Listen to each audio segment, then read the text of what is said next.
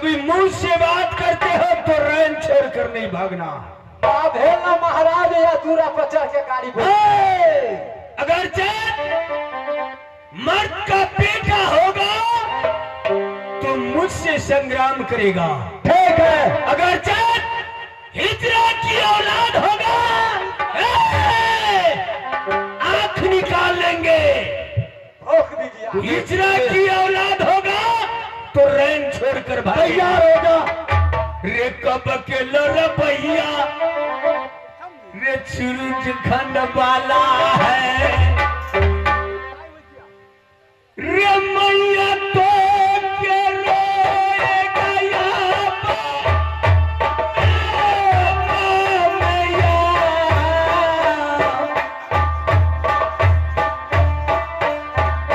ये तो नारस को तू लेगा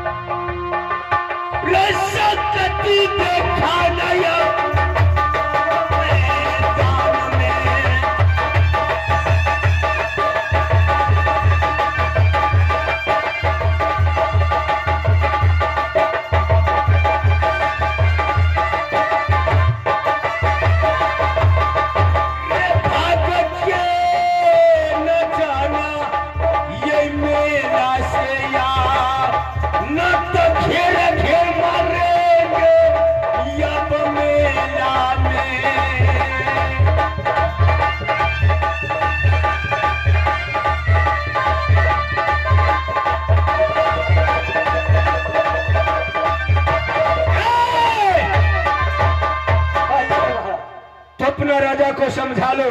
ना समझे वाला है महाराज, नहीं समझेगा। जबान से कहीं गंदी आवाज निकाला तो टांग में काट लूंगा। सोच कर बात करना। इंदल सिंह से तुम किससे बात मार साहेब किससे बात करता है? जरा होश से बात करना। तो हमरे कान काट लेबा।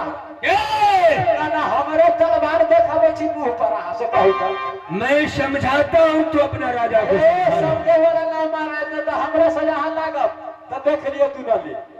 दुनिया वालों जानते हैं आने वाले की पाँव की निशान नहीं मिलता है जी। आने वाले की पाँव की निशान मिलता है, जाने वाले की पाँव का निशान नहीं। सोच कर बात कर ले। समझ गया महाराज, समझ गया। अरे मैं क्या समझूं? ये ना हो तो बहुत चाहिए जाए। कोई बात नहीं, रैन में एक निकालता है तो कोई बात नहीं तो देखा जाएगा। क्या तैयार है? बजा ताजा करेंगे।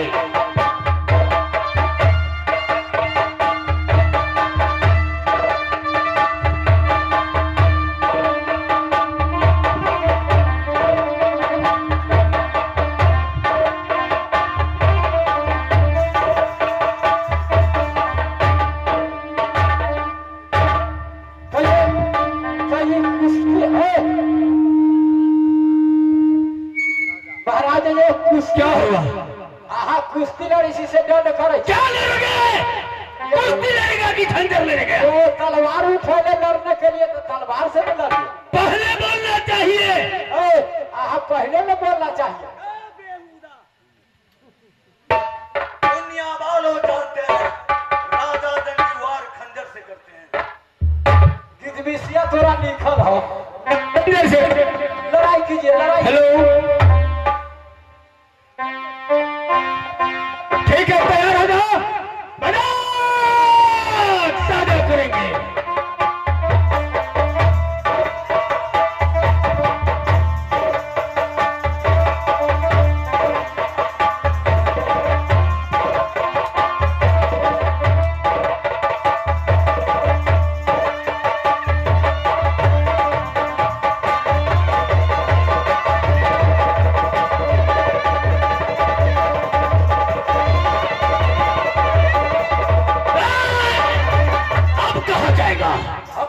साले भाग कर कहा गए? ए पहले बताओ कहाँ गया? देखिए ना कम हवे कर रखे ना घर तक ले अहू तो हिजरे छी हिजरा की औलाद हमरा जोरे न सोच कर बात करो। महाराज रखे मर्द का बेटा बनकर आया मैदान में, हिजरा की औलाद बनकर भाग कर चला गया। ये मारा देंगे खंजर साल करैया,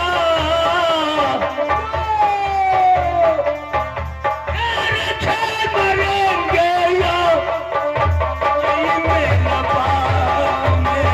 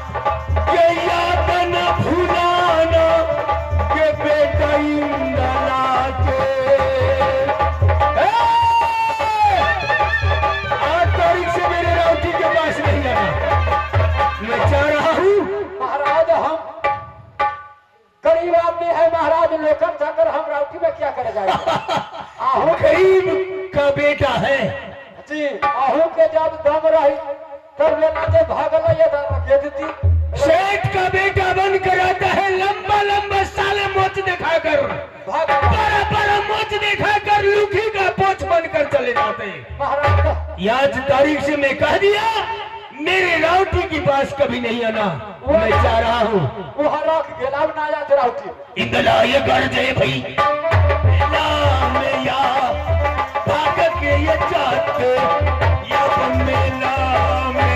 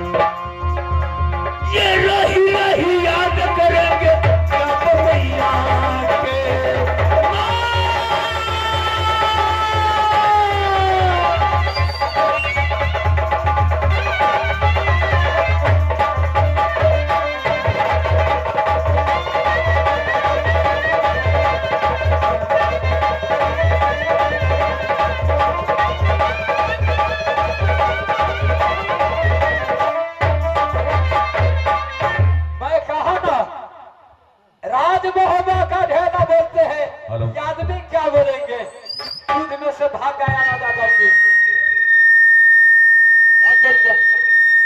हेलो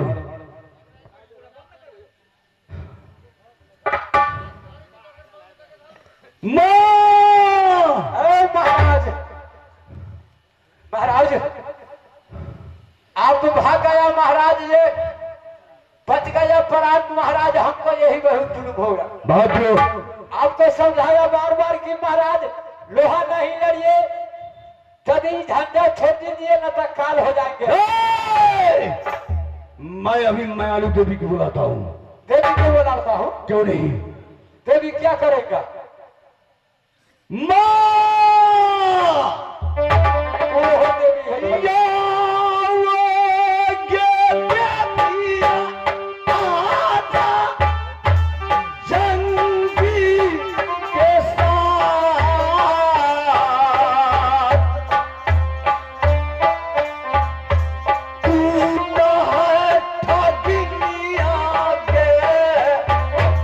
सारे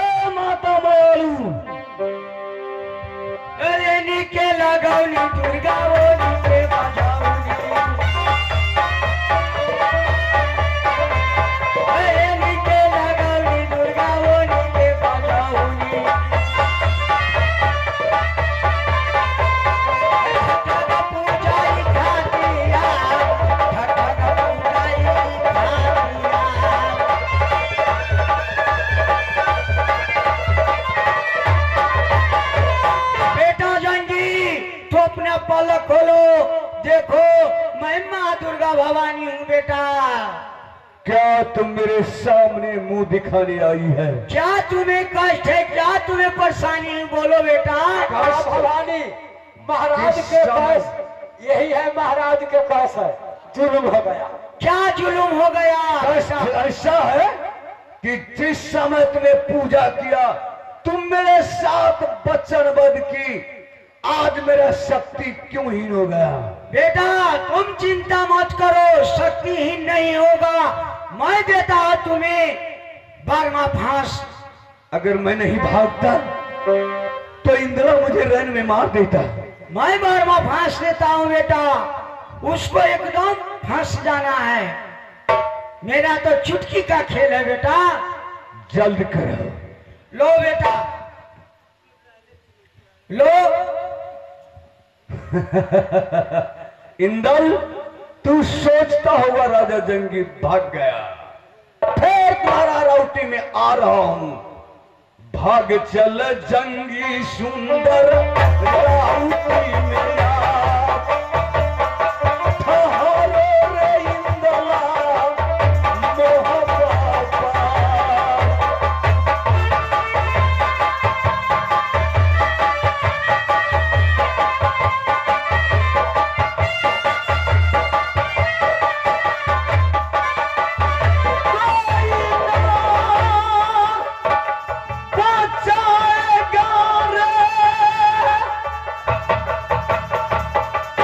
कोई नहीं बचाएगा। जंग पंजाब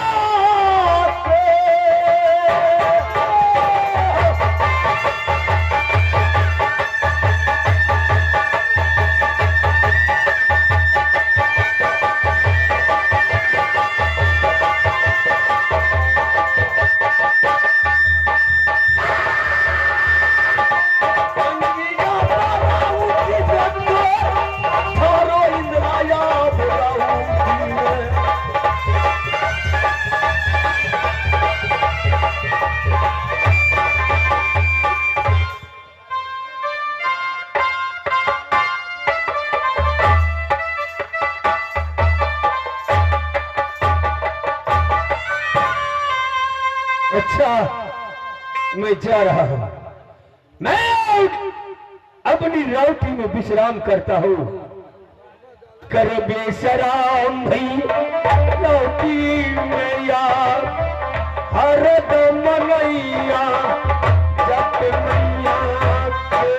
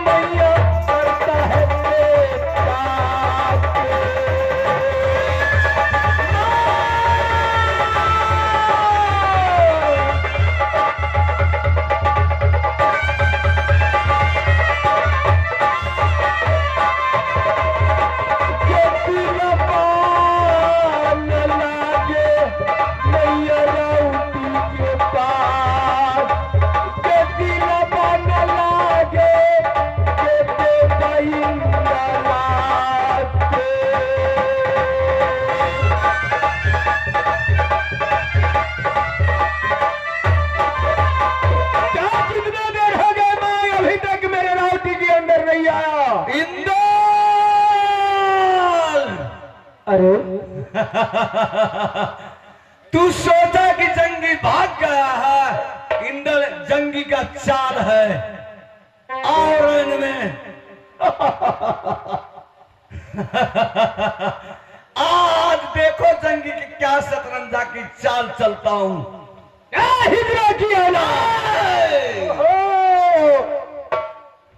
तुम्हें मैं पहले बोला था कि यदि मुझसे लड़ोगे तो मैदान छोड़कर भागना नहीं। भागा नहीं, मैं चाल खेला हूँ। तैयार हो जा। चाह पिए गया अब क्या हाँ। तेरा राजा पाप जलम कभी चाय नहीं पिया था? तैयार हो जा। चाह पी के तो बरुआर हो गया। चलो बाजा तैयार है। क्या फिर तैयार हो जाएगा? क्या चाहिए? खेल लड़ेंगे महाराज, छोड़ेगा। अच्छा कुश्ती लड़ोगे? अब की महाराज है धोबिया फटका लगावे एकरा तब जीतो। ऐसा मारे मारूंगा कि नानी याद करा दूंगा। एक बारी तौर में कोस के धोबिया पट उठा के तड़क साथ पटा। हो जा तैयारी मेला में या इंगल तैयारी हो गया मेलवा में।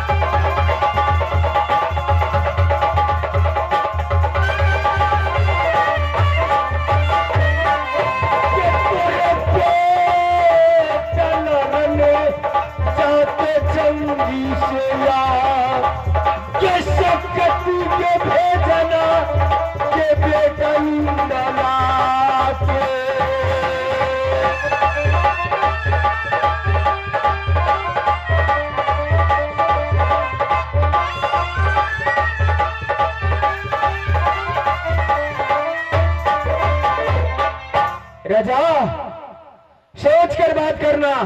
तैयार हो जा। मैं तैयार हूं। बजा ताजा कर।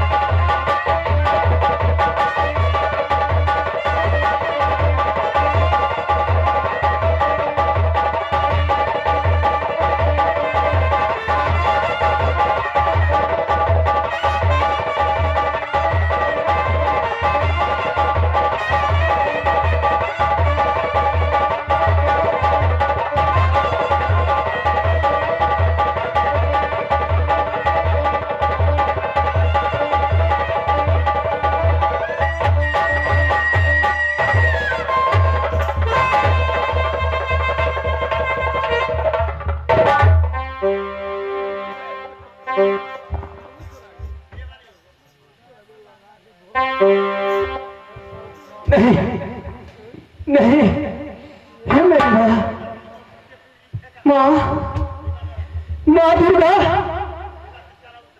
माँ दुर्गा! नहीं, ये मुझे क्या कर दिया माँ?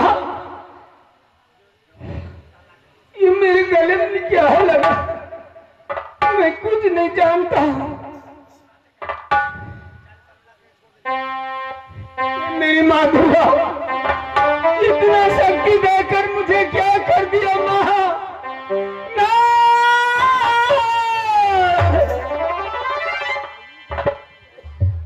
ये तो बर्मा फांस है। ये बर्मा फांस मेरे गले में कैसे आ गया?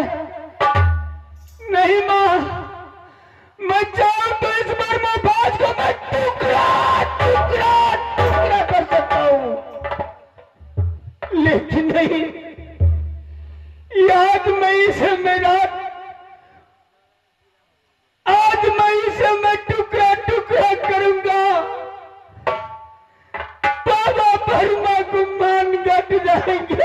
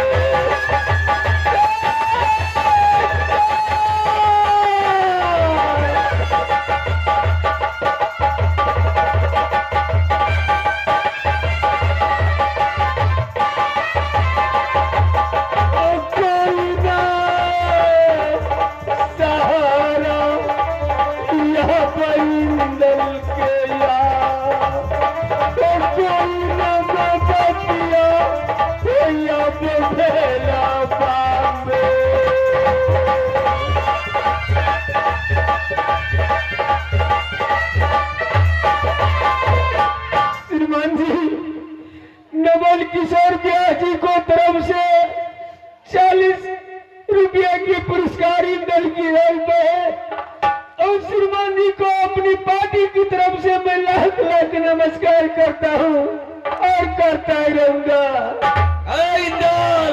राजा देखा राजा जंगी की चाल भाद्रो अब से बानोई से महाराज नहीं राजन, ये मुझसे छल से तुम दया कमाया यह मुनासिब तुम्हें नहीं। क्या यदि तुम्हें वार करना होता तो मुझे आगे से वार करते, लेकिन तुम दावा कमाकर पीछे से वार किया है। अब बता तुम्हें कौन बचाएगा? राजा, मुझे बचाने वाला इस दुनिया में कोई नहीं रहेगा। कुत्ते की मौत मारूंगा। परगत बस में या बमेला में हो जी सती मदतिया या गई हिंदल के या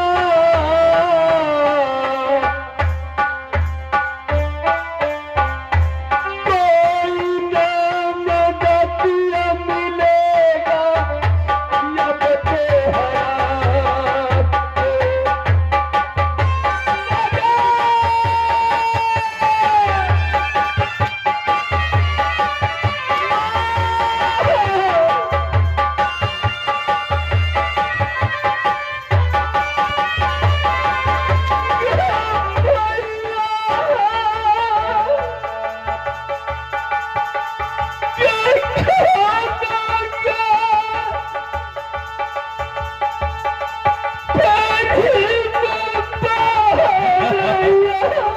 कमीना, मुझे धमकी देता था।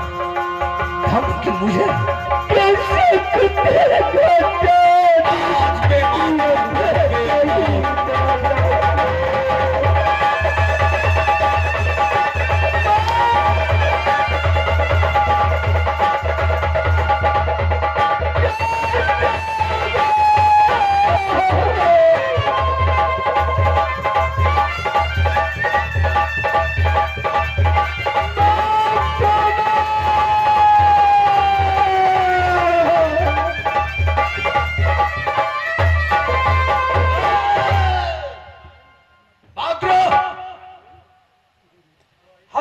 ले चलो इसे कारागार में रख दो। कौन नहीं महाराज? अब इससे मां से शादी करेंगे। राजा, ले चलो इसे कारागार में, बेमौत मारूंगा। मर्द का बेटा है, तू मुझे बांध कर छोड़ कर छोड़ ले। अगर चेत मुझे कहीं मेरी माँ को बारे में नाम लिया, बांध मुझे नहीं बांध कर रखते तो मैं तुम्हें बयात गोली में बंद कर देता। अब तुम्हें सामने तुम्हें मां से शादी करूंगा महाराज, साथ साथ मायालु देवी की बलि तुम्हें चढ़ाऊंगा। महाराज, महाराज इसका ले जाएंगे कर्म खोथली में, आंख में अप्पर, कान में शीशा, जो भी अंग में लगा देना महाराज। ले जाओ इसे, चलो ले जाओ।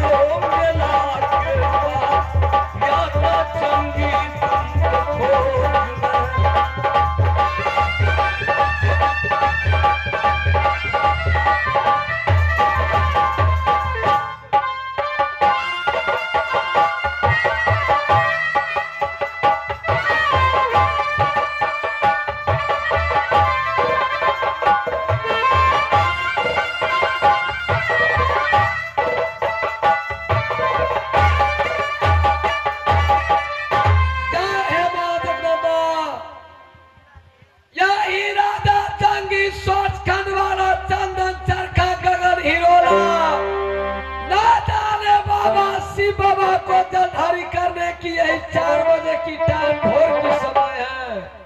हे माँ जगदम्बा, यहाँ मैं शिवपुर मेला में शिव बाबा को जलधारी करूंगी, अपनी बेटा इंदल को इंतजार करूंगी। जय हो माँ जगदम्बा। हो शिव गुरु के दुनिया यहाँ चली रही हो। भैया अभी इस युग में देखिए, पहले कीर्तन मंडली था तो पेटे पर कीर्तन करने के लिए तैयार थे। अब कीर्तन को समाचार हट गए, अब सिर्फ चर्चा को समाचार गांव गांव घर घर में मां बहन करने के लिए तैयार है। हो शिव गुरु के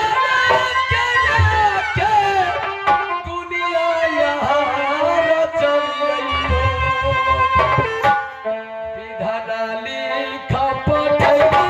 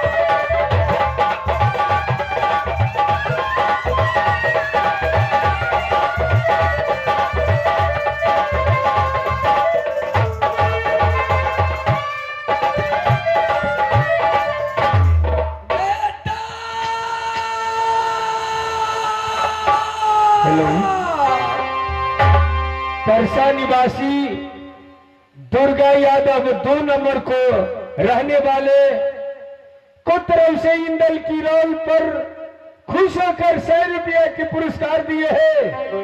मैं उस श्रीमान जी को अपनी पार्टी की तरफ से मैं लाख लाख नमस्कार करता हूं और करता ही रहूंगा। जय है मां भवानी। हे मां जगदम्बा, आप यही राधा जंगी चंदन चरखा गगन हिरोला लगाए हैं। आप यहाँ से मैं जा रही हूँ कहा तो मस्त महीना है सावन की, झूला झूलने के लिए मैं जा रही हूँ मेला के पास। हे मां जगदम्बा, इस अन्याय के तुम न्याय करना मां।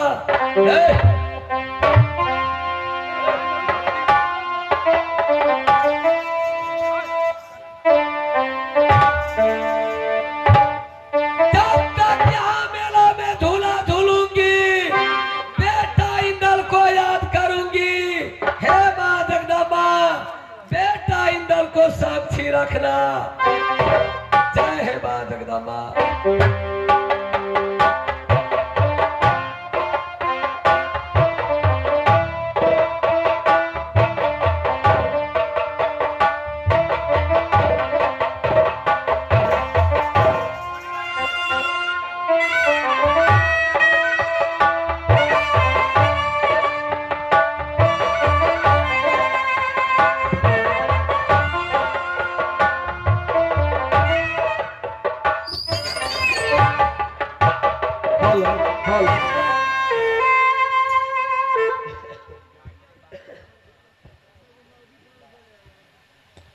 हेलो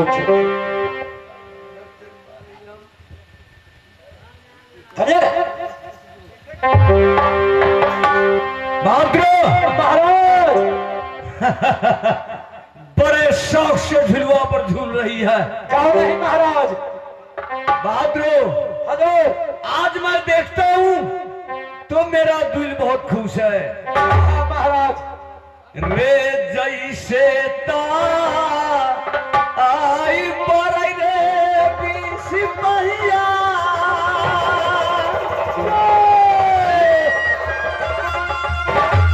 रे सावन के भागा जोगनी रे,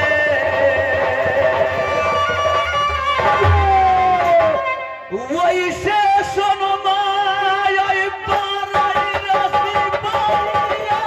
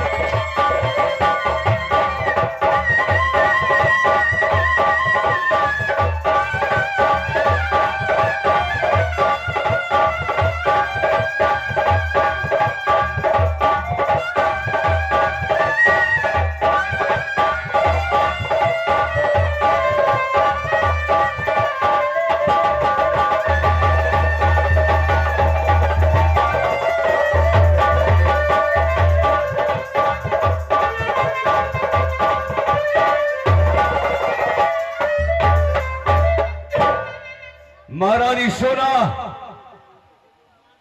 पूछिए ना महाराज, पूछिए ना। नजर उठाकर देखो मैं कौन हूं।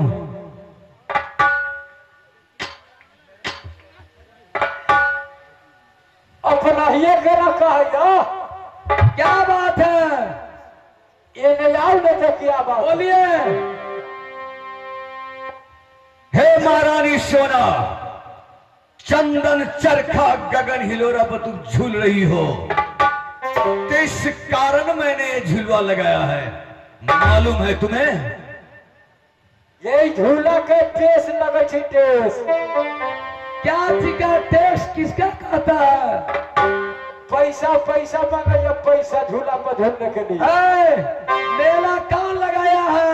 मेला लगाया है राजा जंगी, शिवपुर के रहने वाले हैं। या मेला में साधन क्या चीज का है? किस लिए साधन दिया है? मेला में एक भार से लाइन से बोली है, लाइन से बिजली मरकारी है। तो इस सब का टैक्स लगता है कि मात्र झूला को लिए टैक्स है? ये खाली झूला के लिए लगते हैं। देश देश की छतरी के लिए टैक्स है कि आप अकेले ही के लिए टैक्स है? देश देश के छतरी का फ्री है, लेकिन राज मोहब्बा का जे झूलेगा ओकरा से टेस लगेगा।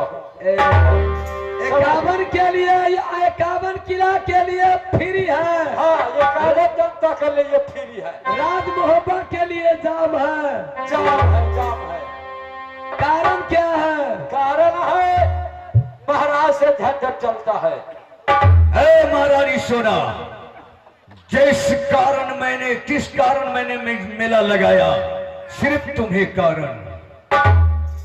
लाख लाख करोड़ खर्चा हो गया महारानी सोना के लिए।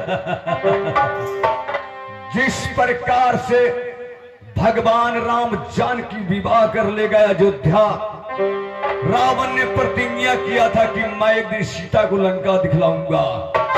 उस प्रकार से जिस समय तुम्हें डोली राज नैना से उदला मुब्बा ले गया, उसी समय से मैंने प्रतिज्ञा किया हूं कि महारानी सोना कब मेरी कब्जा में आएगी, उसे मैं शादी कर ही रहूंगा। महाराज दुल्हा बनेंगे, महारानी दुल्ही बनेंगे। राजा महारानी सोना, जय हे मां जगदम्बा। संतन को सुख पाई के सिर धुनी धुनी पछताए, काम ही क्रोध ईश्वर मीठा दोष लगाए। हे राजन, राजा सुना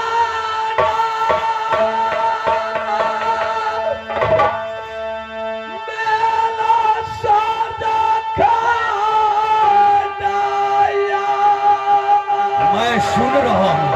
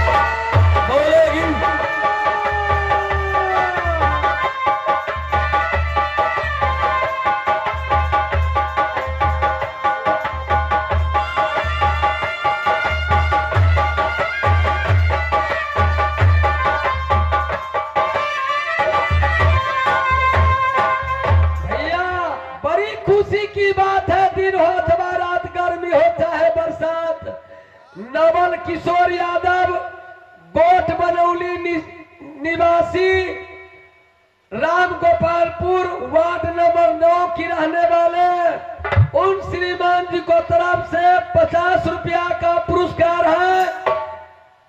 पार्टी को तरफ से लाख लाख शुक्रिया अदा मनाती हूँ और मनाती रहूंगी। हे माँ जगदम्बा, इस सजा के तुम न्याय करना माँ। काया या मरा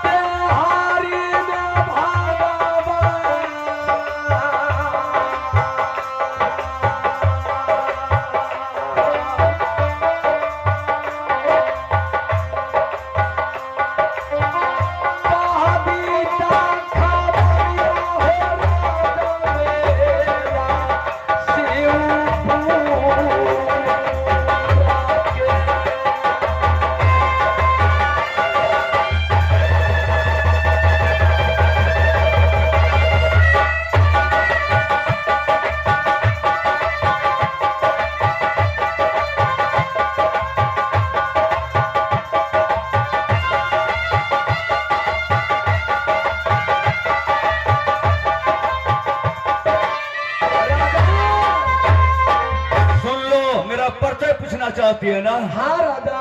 भई भुइयारी स्वरखंड में स्वरखंड लगाए जगी स्थान, छत्री कुल का मैं बालक हूँ, दुनिया बाल मुझे राजा जंगी कहते हैं, जंगी कहते हैं, जंगी कहते हैं। राजा हाँ, आप तो राजा हैं, राजा होते हैं विष्णु अवतार, लेकिन राजा का नीति, राजा का निर्देशन, राजा का धर्म यह बोली बोलने से नहीं होते हैं। महारानी सोना, कुटिल वचन सबसे बुरा, जारी करतन छार, साधु वचन जाल रूप, बरसे अमृत धार। राजा पानी ऐसा बोलिए जो मन शीतल हो, औरन को शीतल करे, आप हूँ शीतल हो। राजा महारानी सोना, हे राजा, तुम कहती है कि राजा को विष्णु अवतार होता है। जिस समय राजा जंगी पर तिलक चढ़ने वाला था, जब मैं बारात सज कर तैयारी हुआ तो उदला छल से डोला ले गया। उसी दिन से मैंने कसम खा गया हूं, हे